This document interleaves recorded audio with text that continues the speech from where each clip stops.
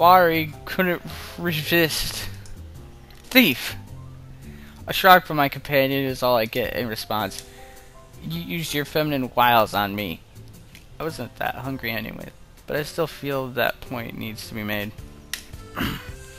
Emmy seems confused by the phrase, feminine wiles, but the understanding dawns on her features after a moment's thought. Wasn't anything of the sort. You were laughing. Feminine wiles don't involve laughing. I guess I can't argue with that. That doesn't change your thievery. Whoops.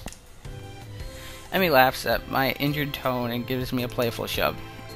Fine, you can have the instant noodles. Are you kidding? That stuff's terrible. If anything, you should definitely eat it as punishment. Another laugh from the girl sitting on my legs. Both of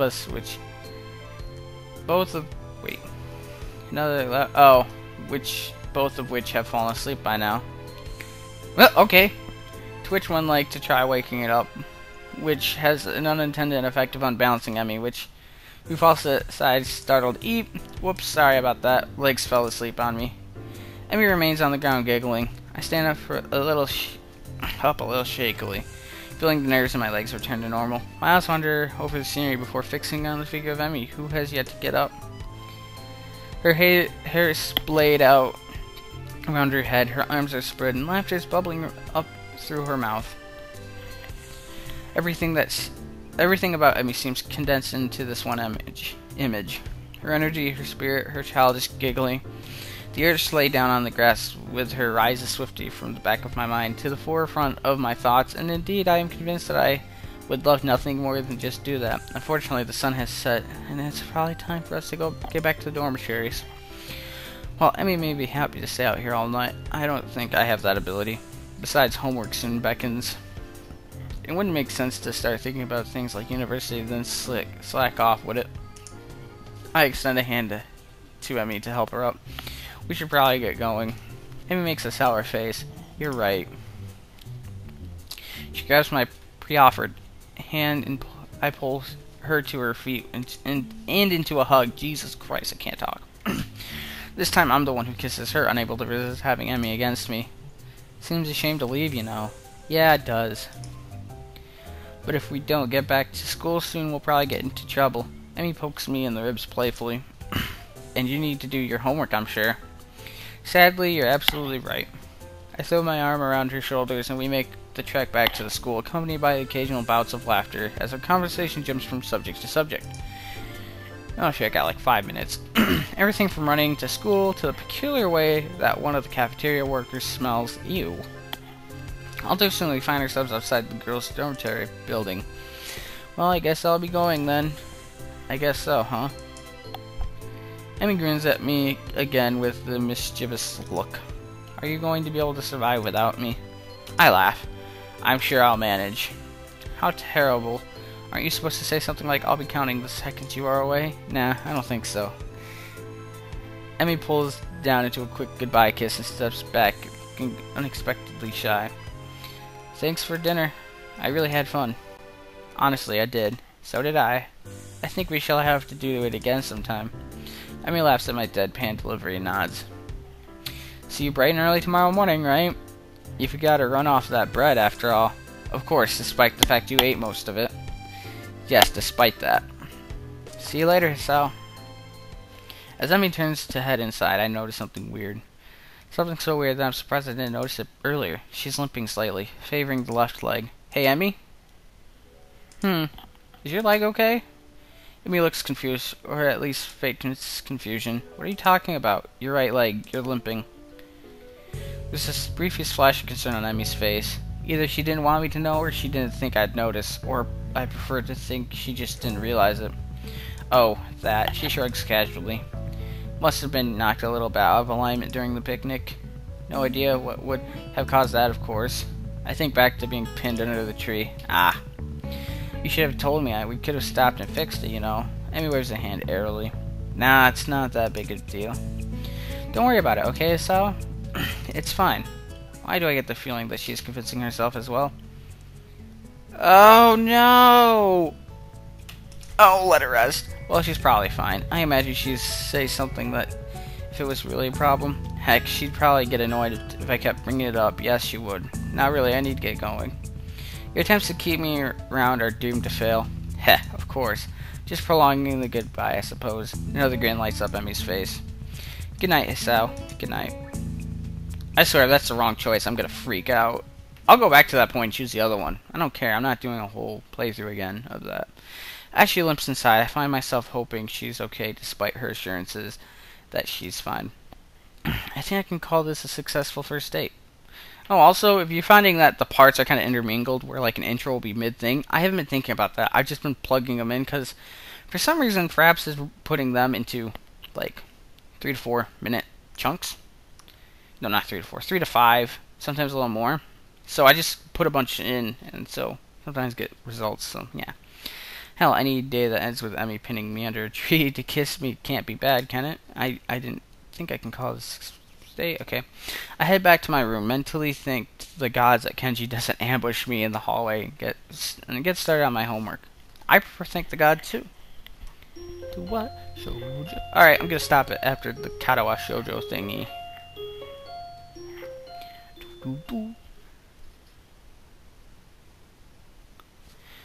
Okay, I was about to read. Save, and I'm gonna create a new save state because that's like really close to where we gotta go. Just in case it does screw up. So how far? Yeah, we recorded. Oh, here we are. Not an hour, but you know, time. So, thank you for watching, and I will see you. Alright, I decided to, well, not really skip, because this class I can do all the stuff out of it, and, I just. I didn't feel like going today. I'm going after because in about an hour because I have an exam, so that's not really skippable. But this class was So more time with you guys.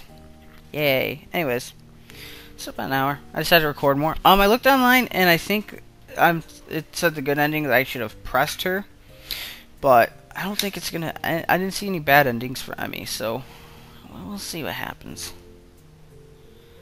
Oh, I so want to go back and press her for more information.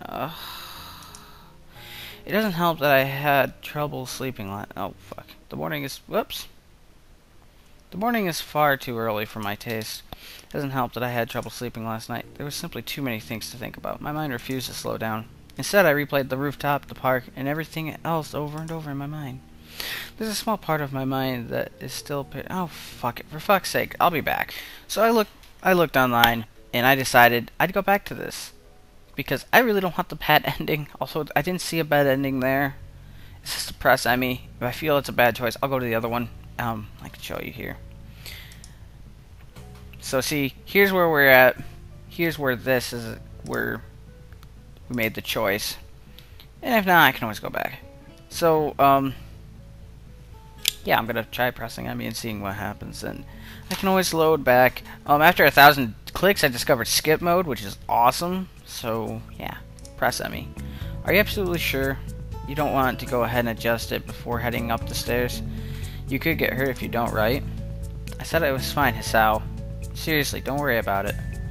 I've got some experience in these matters after all. Yeah, I suppose so. Emmy grins reassuringly. Honestly, Hisao, I appreciate the concern, but I really am okay. Now, really, I need to get going. Your attempts to keep me around are doomed to fail. Heh, of course. Just prolonging the goodbyes, I suppose. Another grin lights up Emmy's face. Good night, Hisao. Good night. Okay, I guess either one would work. Okay, despite... As she limps inside, I find myself hoping she's okay, despite her assurances that she's fine.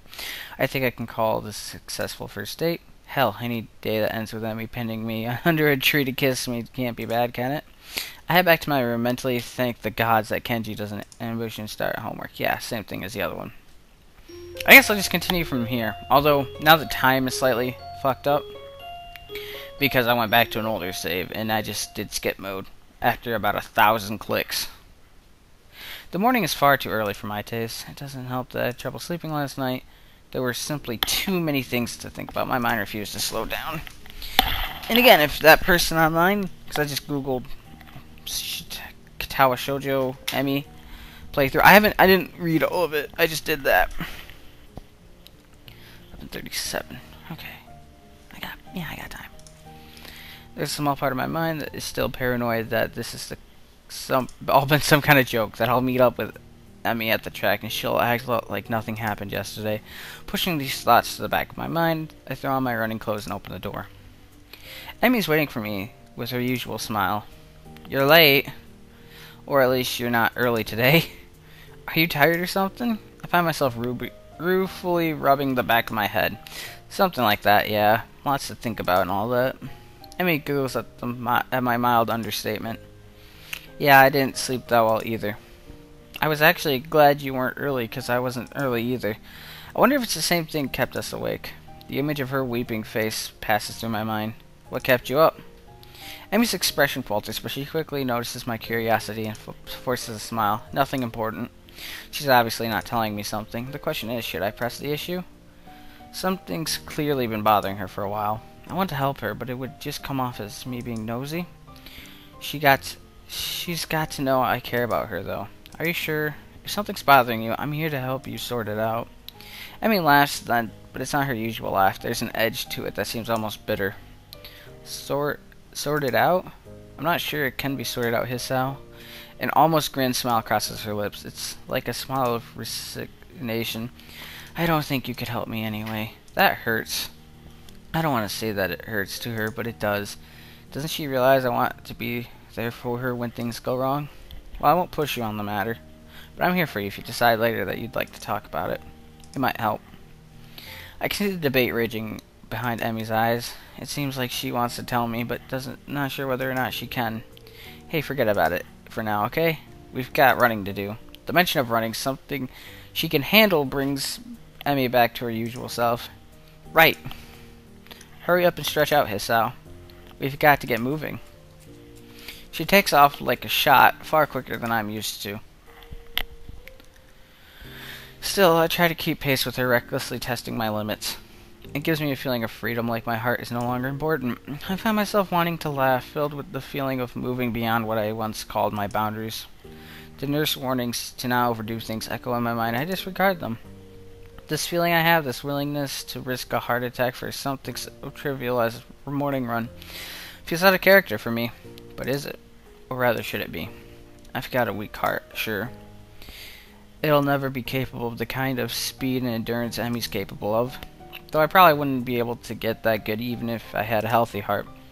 As I round the final bend, I feel my legs screaming in protest, but for the first time, I ignore them. I accelerate to finish at a sprint, nearly catching up to Emmy. That was never going to happen, of course. Still, I feel surprisingly good. Oh, sure, my legs feel like they're about to catch fire, and I'm having trouble staying upright. There's been a shift of some sort today, and it's all thanks to the girl grinning at the finish line waiting for me. That felt a little faster than usual. My comment is met with a grin and shrug. Can't have you think I was going to go soft on you now, can I? But you managed to handle it just fine. Well, I couldn't have done it without you. Still feeling the high from run and moved by a surge of gratitude, I seize Emmy in a hug. Thanks. Really, I'm not just saying that. I'm in your debt. Emmy seems flustered by my words, squirming uncomfortably. Don't be silly, Hisao. Someone had to haul you out here, didn't they? And it's not like you're not doing anything for me, right? I needed a running partner, remember? I shake my head, still pointedly not letting go of Emmy, who stops squirming and merely looks up at me with a quick, deepening blush that almost seems out of character. No, that's not true. You wanted a running partner, but you didn't need one. If I hadn't shown up that day after the festival, you would still run, right? But it doesn't work the other way around. I only managed to make it out a few times before the festival. Without you, I probably wouldn't have made it out at all after that. Emmy smiles at me and prods my chest with one finger. You're pretty lazy, Sal. Hey, I was giving you a compliment. Well, you're welcome, I guess. I'll pay you back somehow. Oh, well, that's not necessary, you know. I mean, I kinda like you, Hisao. And being able to run with you in the mornings isn't exactly a bad deal for me either, so for someone who gets so much praise, she seems unused to gratitude. I can't think of anything else to say, so we fall silent. I become aware of Emmy's breathing, of the dampness of her clothes, and of scent of her. Coming off of anyone else, it would stink. Coming off of Emmy, it fits her in a way nothing else could. Her skin is cool, slick with sweat, and a breeze causes goosebumps to rise. Almost without thinking about it, I lean down and meet Emmy's mouth, which has already moved to meet my own. Her lips are soft, and she hums happily as we kiss, sending vibrations from her mouth to mine. There's a startling rightness to everything about this movement. We fit one another perfectly. The kiss ends, and I finally let my arms drop back to my sides. Emmy's smiling warmly at me and giggles again. Come on, Hissa, we'd better go see the nurse. Then it happens. As she turns to begin walking, she gives out a tiny yelp and stumbles forward. Emmy! I leap to steady her and notice that some concern that she's favoring the same leg as last night. Your leg. Emmy seems panicked and pushes away from me. It's fine. My expectation must seem hurt, but she hastens to apologize. Sorry. Didn't mean to push you like that. I was just... She stumbled for something to say. It's nothing really. Hey, don't worry about it. She's so flustered I decided to shrug the whole thing off. But there's a cold feeling in the pit of my stomach now that won't go away. I tried to step in and help her. She pushed me away. Smiling, I shoved those thoughts to the back of my mind and concentrated on Emmy. I just don't want you getting hurt, that's all. You don't have to worry about me, honest. I'm fine. Yes, you say that, but I don't believe you. Why won't you tell me what's wrong? It's like she got offended by me trying to help. What am I supposed to make of that? I'm still trying to sort out what happened on track as we arrive in front of the nurse's office. Emmy raises her hand to knock and hesitates, turns to me smiling guiltily. Hey, can you do me a favor? Of course. Can you tell the nurse that I'll see him later? I just remembered that I've got some stuff to take care of before class, so I really need to get moving. I peer at her closely and she fidgets under my stare. Yeah, she's clearly just supporting the nurse. That leg of hers. Well, whatever, I said I'd help, so I will. But I'll make damn sure she sees the nurse before the day's out. Yeah, okay, I'll let him know. Emmy looks like I've just given her a pony on Christmas. Thank you so much. You're the best, Sal. I'm rewarded for my compliancy in her lie by a kiss that makes it all worth it, or so I tell myself.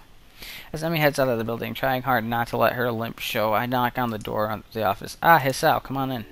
I don't see Emmy with you. She's not sick again, is she? From the tone of his voice, I don't think the nurse is expecting me to say yes, she's ill. She said that she'd forgot to do something, so she had to skip out, but she'll see you later today. The nurse heaves an exasperated sigh.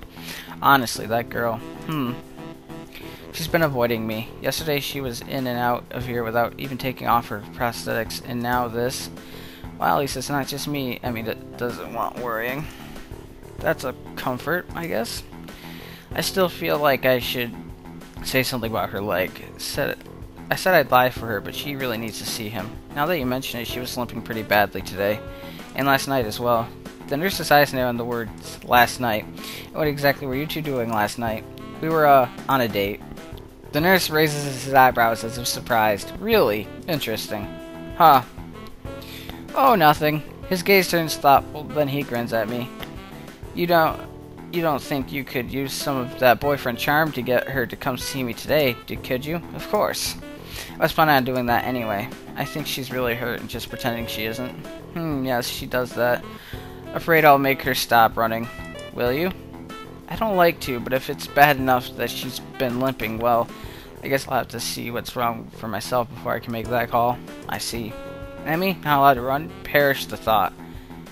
I don't know if she'd be able to function without running.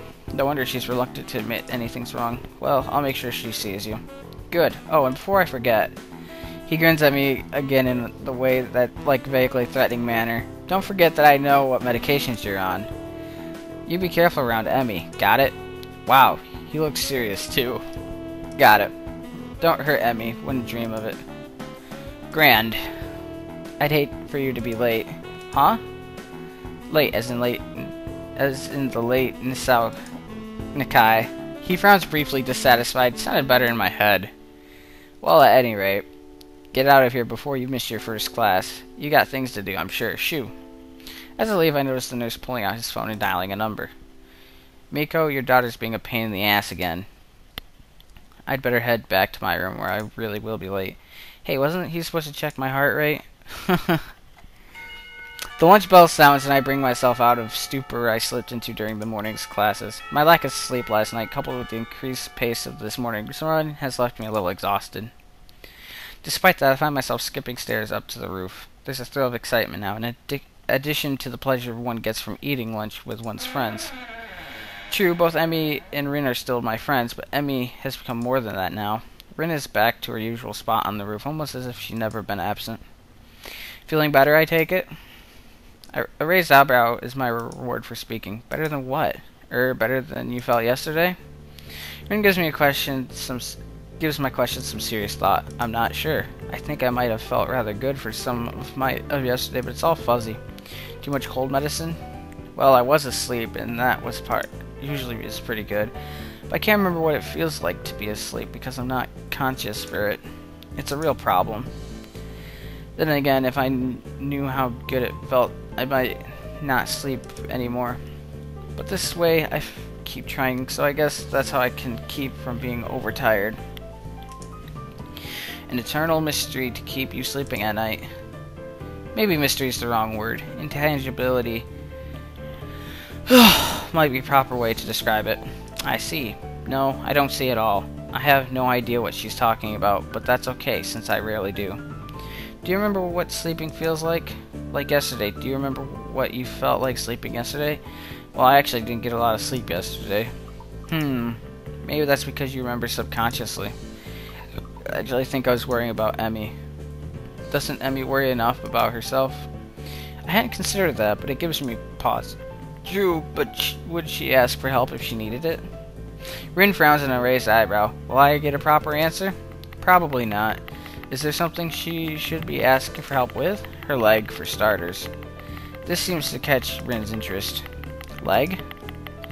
It hurts, but she won't see the nurse about it. Rin shakes her head in disapproval. You have to make her.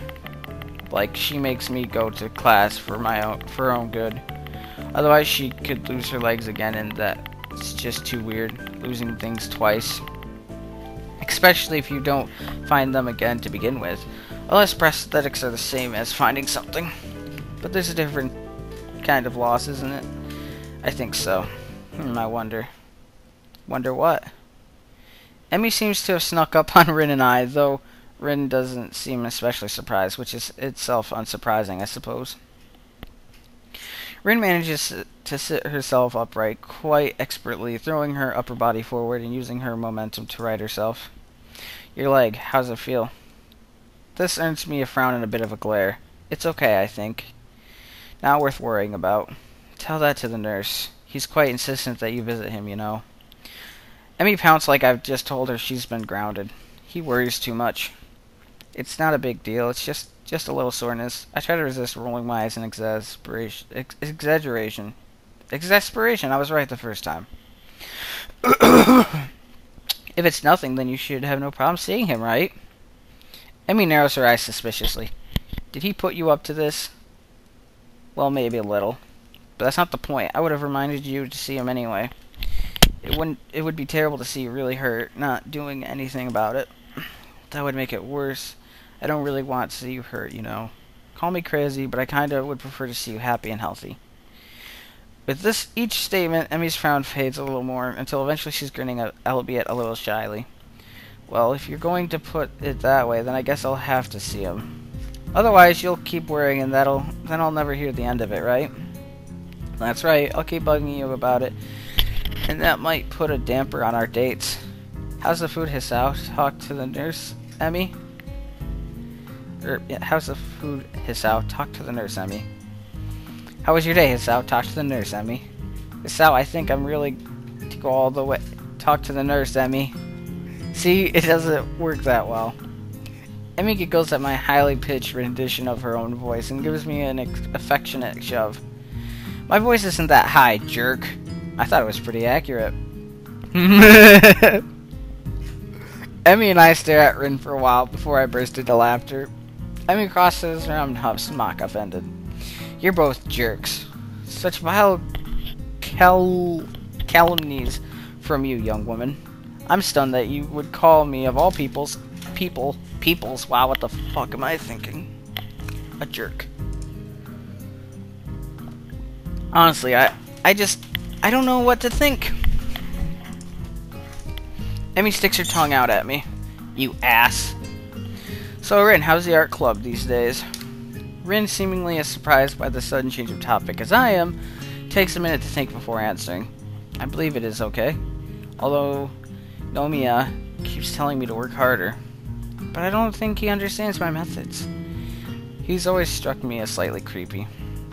Rin ponders the statement for a while. I've never really noticed, but I don't pay much attention to him most days, so maybe that's why. How often do you meet? Thinking of joining Hisao? What? Nah, I've already decided to join a club. Really? Which one? Well, it's not really much of a club, to be honest. Oh, you joined the tea club? No, I joined the science club, I think. Emmy looks highly confused. We have a science club? Not really, it's just me. Hisao, that's not a club. That's sitting in your room reading books. No, I mean, it's just me and Matao. I'm just the only student so far. Matao? Really? A thought strikes her. Oh, is that what you were talking about yesterday? Your meeting with Matao? Yeah, that was our first meeting, I guess. Emmy giggles. Nerd. Hey, I can't help being clever. You know, I could have used your help years ago. You should have had your heart attack earlier in life, Hisao. I laugh and then realize that it's probably one of the rare things I've laughed about my heart attack. Hindsight. Yeah. The ring of the bell ends our conversation. Guess we'd better go. Yeah, I guess so. Come on, Rin, you too. Rin has apparently begun to doze off, so Emmy gives her a sharp bump. I almost had it. Sorry, but you need to go to class.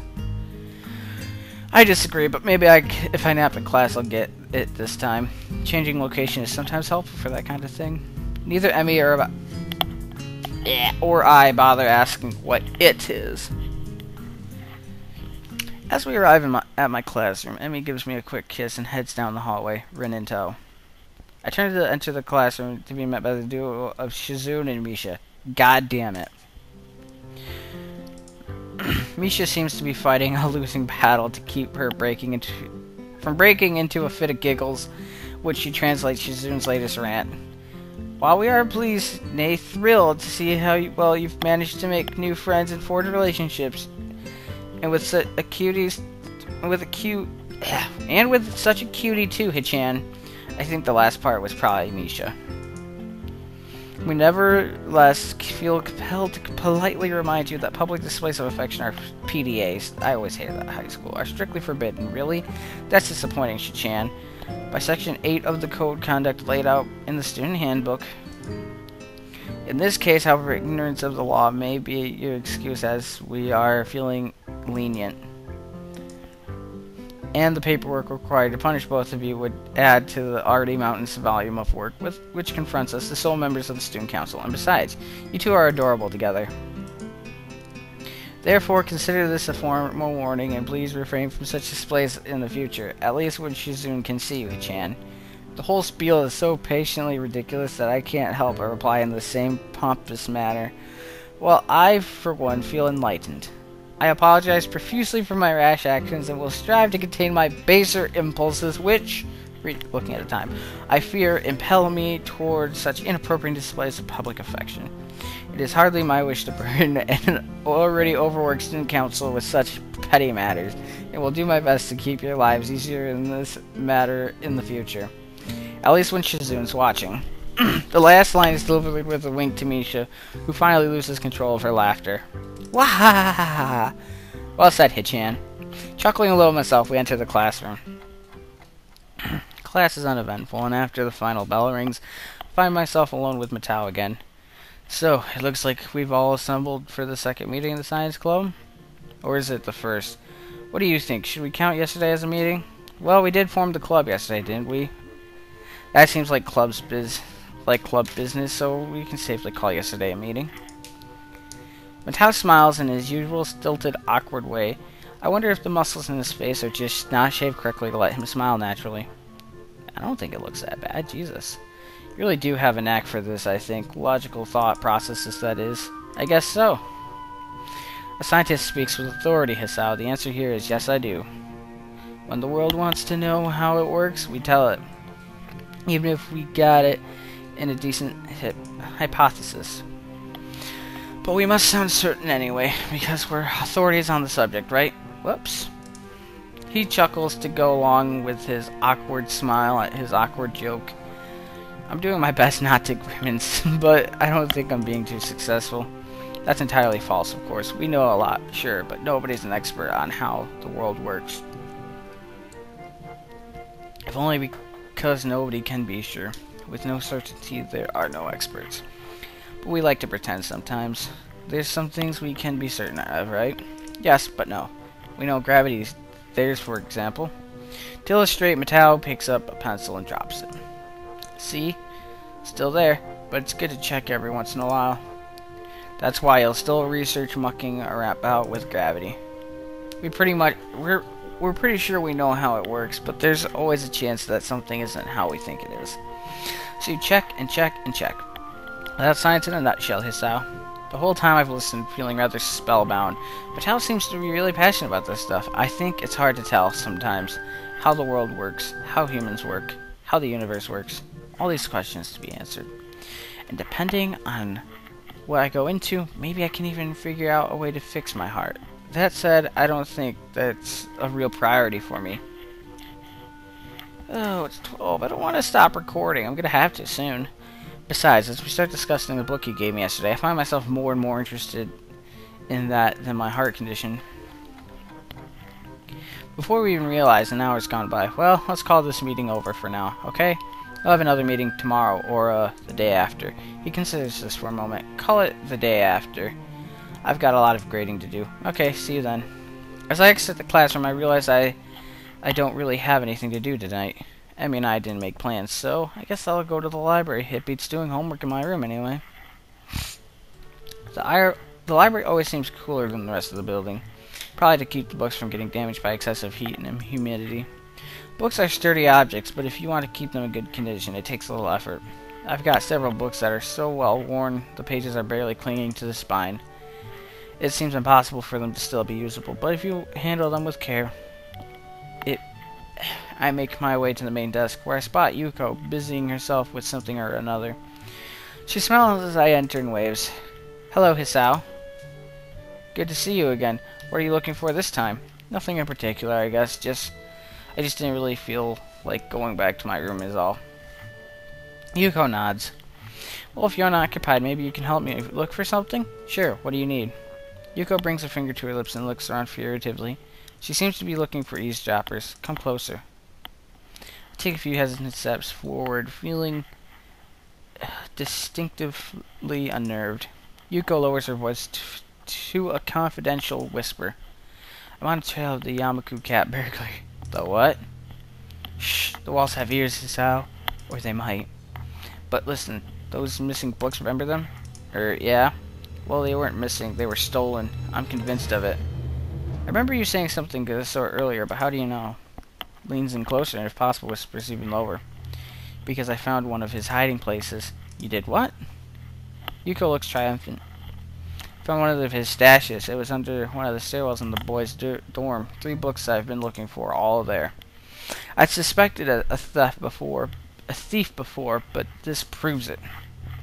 So did you take back the books? Well, Yuko looks as if I've just suggested she walk around naked. Are you nuts?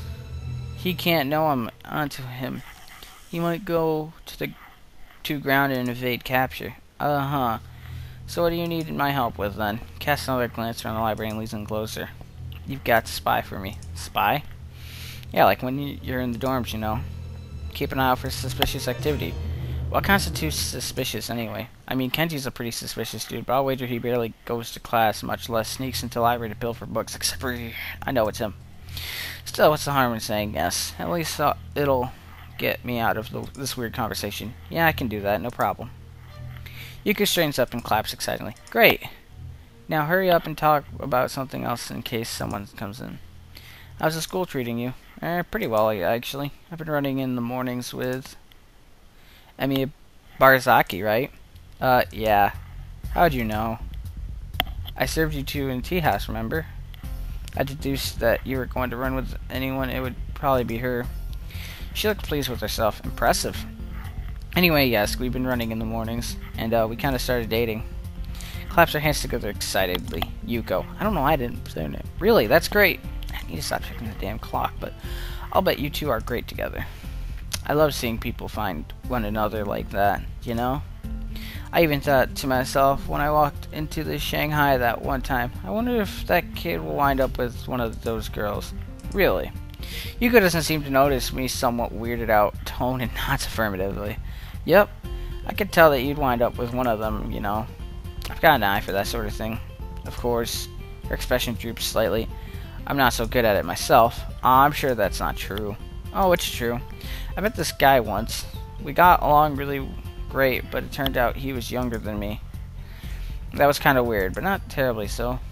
What was really weird is he disappeared one day, and I've not seen him since then. Huh, that does seem kind of odd. Doesn't it? I hope it wasn't something I did. I feel compelled to reassure her. I'm sure it wasn't. I tend to try and calm her down further, but both of us jump at the surprise of ringing suddenly coming from my pocket.